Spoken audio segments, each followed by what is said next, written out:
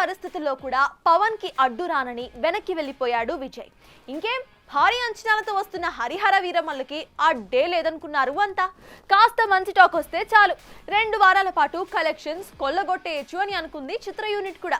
అయితే ఊహించని విధంగా జూలై 31న నేను వచ్చేస్తున్నాను అంటూ కింగ్డమ్ అనౌన్స్మెంట్ రావడంతో వీరమల్లు కలెక్షన్స్ కి కోత పడేలా ఉందే అంటూ చెవులు కొనుక్కుంటుందట మూవీ ఇండస్ట్రీ. మొన్నటి వరకు వీరమల్లు వస్తాననుకున్న కింగ్డమ్ వాయిదా పడ్డం మనం చూస్తూనే ఉన్నాం. ఇలా 10 సార్లు వెనక్కి వెళ్లిన వీరమల్లుకి అనుకూలంగా తన సినిమాని వెనక్కి నెట్టేశాడు నాగవంశీ. ఇక సినిమా ఎట్టకేలకి జూలై 24న రిలీజ్ చేస్తామని మేకర్స్ అనౌన్స్ చేయడంతో కింగ్డమ్ సినిమా మరో 2 వారాల పాటు రాదనుకున్నారు అంతా. వీరమల్లు సినిమా భారీ బడ్జెట్ అవ్వడం, పవర్ స్టార్ నటించడం, పాన్ ఇండియా రిలీజ్ అవ్వడం వంటి కారణాలతో కింగ్డమ్ సినిమాని ఆగస్టులో వచ్చే అవకాశం ఉండొచ్చని ఫిక్స్ అయింది మూవీ టీం. సినిమాకు పాజిటివ్ టాక్ వచ్చి బాక్సాఫీస్ దగ్గర నిలబడితే 2వ వారం కూడా కలెక్షన్లు రాబట్టుకోవచ్చు. ఇక భారీ రేట్లకి రిస్క్ చేసి సినిమా కొన్న బయ్యర్లకు ఆ డబ్బులు వచ్చి బ్రేక్ ఈవెన్ లో పడాలంటే 2వ వారం కూడా స్పేస్ కావాలి.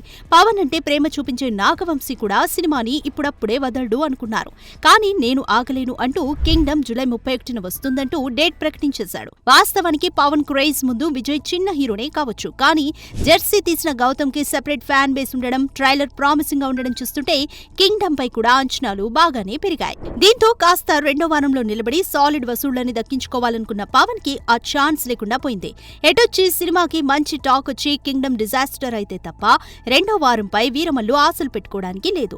అసలే అంతంత మాత్రమున్న బాక్సాఫీస్ కి వీరమల్లు వసూళ్ల వర్షం కురిపిస్తాడని, దిగాలుగా ఉన్న టాలీవుడ్ లో జోష్ నింపుతుందని భావించారంతా.